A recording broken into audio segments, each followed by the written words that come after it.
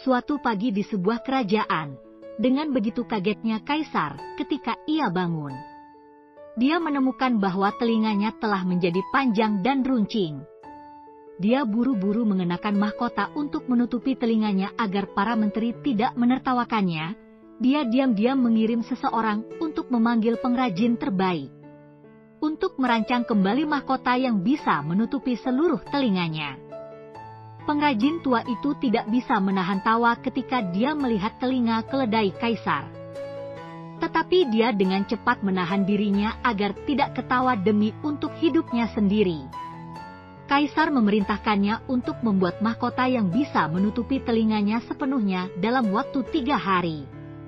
Agar membuat mahkota yang bisa menutupi telinganya, dan Kaisar menyampaikan ke pengrajin agar tidak memberitahu siapapun jika tidak nyawanya menjadi taruhan. Pengrajin tua itu bergegas bekerja semalaman setelah kembali ke rumah. Setiap kali dia memikirkan telinga keledai Kaisar, dia tidak bisa menahan tawa. Putranya bertanya-tanya mengapa ayahnya membuat mahkota yang begitu jelek.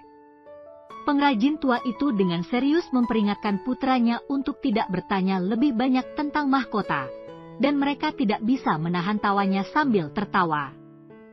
Mahkota Kaisar begitu selesai, pengrajin menyerahkan ke menterinya supaya diserahkan ke raja.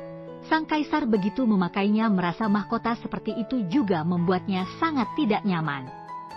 Suatu hari raja dan menterinya pergi berburu di hutan bersama.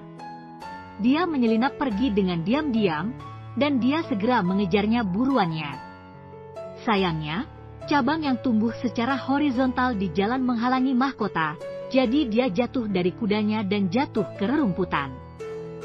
Kaisar sangat kesal. Tiba-tiba Kaisar mendengar para abdi dalam mencarinya.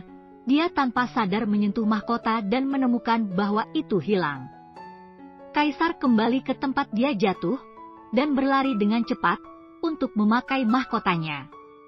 Tanpa diduga oleh menterinya mengira telinga di atas rumputan itu kelinci, dan mereka menyerbu topi Kaisar sehingga Kaisar hampir tertembak.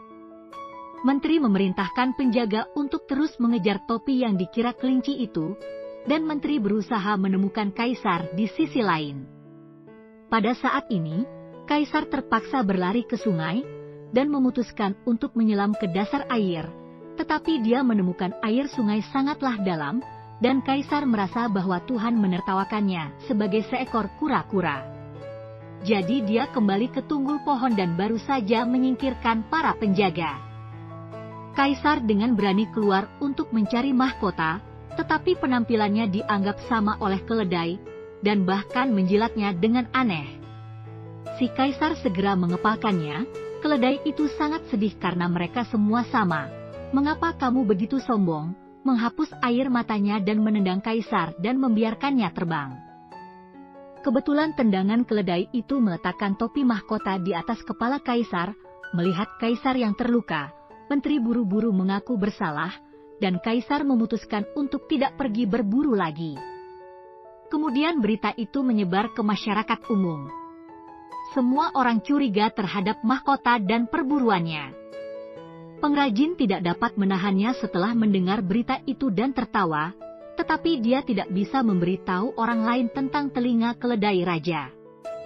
Jadi dia pulang dan mengunci diri, dan dia jatuh sakit. Segera lelaki tua itu menyadari bahwa dia dalam masalah, dan memutuskan untuk tidak merahasiakannya sebelum dia meninggal. Lalu berteriak ke hutan bambu. Dia berjalan ke kedalaman hutan bambu sendirian dan berteriak bahwa raja memiliki telinga keledai. Raja memiliki telinga keledai. Dia berteriak sembrono di hutan bambu. Hatinya yang sedih benar-benar lega pada saat ini.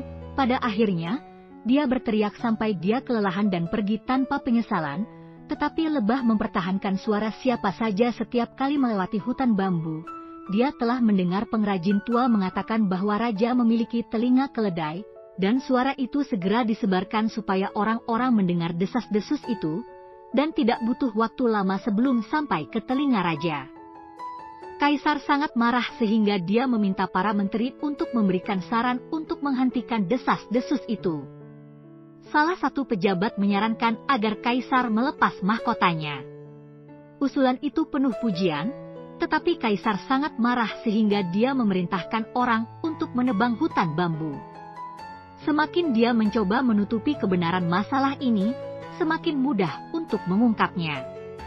Masalah itu telah mengakibatkan kaisar jatuh sakit karena kecemasan dan kegelisahan setiap hari. Selama sakit, dia bermimpi bertemu dengan kedua dewa mengatakan kepadanya bahwa telinga digunakan untuk mendengarkan penderitaan rakyat dan nasihat para menteri. Jika dunia bisa damai dan orang-orang hidup dan bekerja dalam damai dan kepuasan, sekalipun dia memiliki telinga keledai, dia akan dicintai oleh orang lain.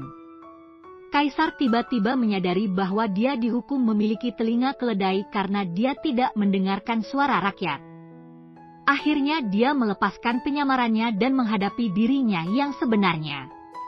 Aku tidak peduli lagi, karena hanya mereka yang berani menghadapi dirinya sendiri yang bisa menjadi yang terbaik di mata orang lain. Dari cerita ini kita belajar memahami tentang sikap kepedulian terhadap sesama.